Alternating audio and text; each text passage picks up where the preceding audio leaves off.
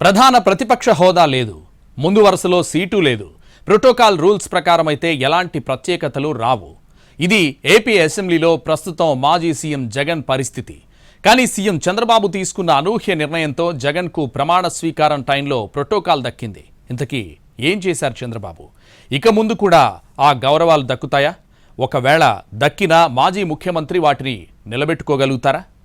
AP చరిత్రలో ఎన్నడూ లేని రికార్డులు 2024 ఎన్నికల్లో నమోదయ్యాయి. మొత్తం 175 స్థానాలకు గాను 164 సీట్లు దక్కించుకుంది టీడీపీ కూటమి.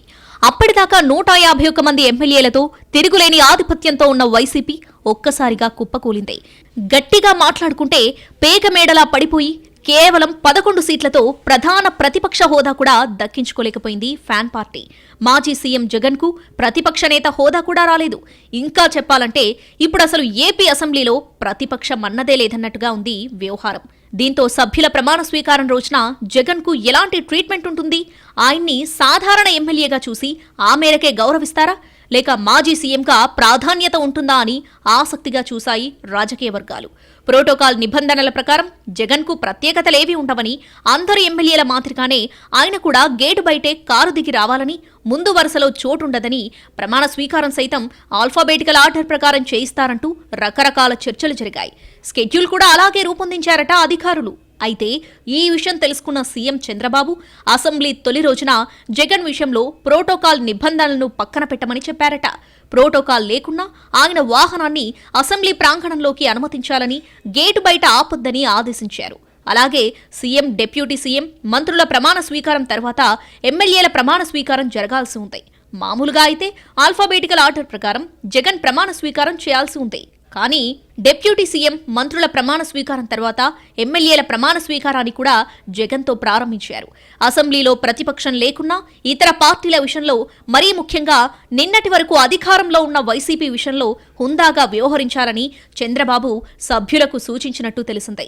జగన్కు ఇవ్వాల్సిన గౌరవం ఖచ్చితంగా ఇవ్వాల్సిందేనని సీఎం చంద్రబాబు శాసనసభ వ్యవహారాల శాఖ మంత్రి పయ్యావులను ఆదేశించారట.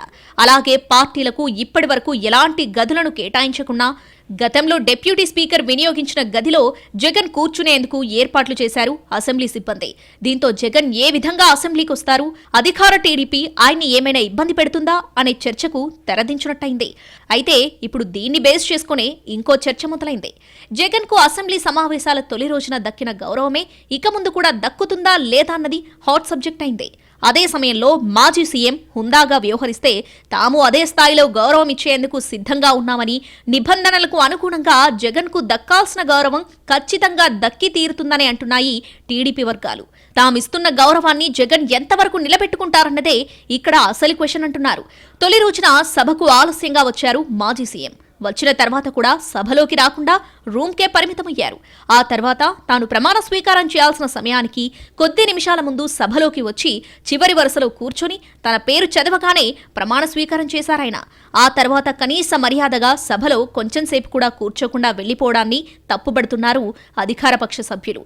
ఈ విధంగా ప్రమాణ స్వీకారం చేసిన తర్వాత సభలో కూర్చోకుండా వెళ్లిపోయిన తొలి సభ్యుడు జగనే అంటున్నారు. ఇలాంటి చర్యలతో ఆయన సభను ఏం గౌరవించినట్టు అని ప్రశ్నిస్తున్నారు టీడీపీ సభ్యులు. సభలో కూర్చొని చర్చించాలంటే ప్రజా సమస్యలపై చిత్తశుద్ధి ఉంటే సరిపోతుందని, ఏ వరుసలో కూర్చున్నామన్నది అసలు ప్రశ్నే కాదంటున్నారు టీడీపీ సభ్యులు.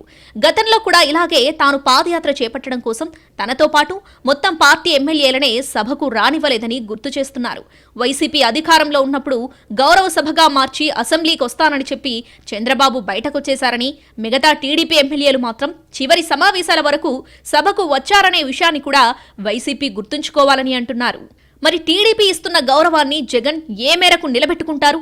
ఈ గౌరవ పరంపరను టీడీపీ కొనసాగిస్తుందా, లేక గిల్లి జోలపాడినట్టు వ్యవహరిస్తుందా అని ఆసక్తిగా గమనిస్తున్నారు పొలిటికల్ పండిట్స్.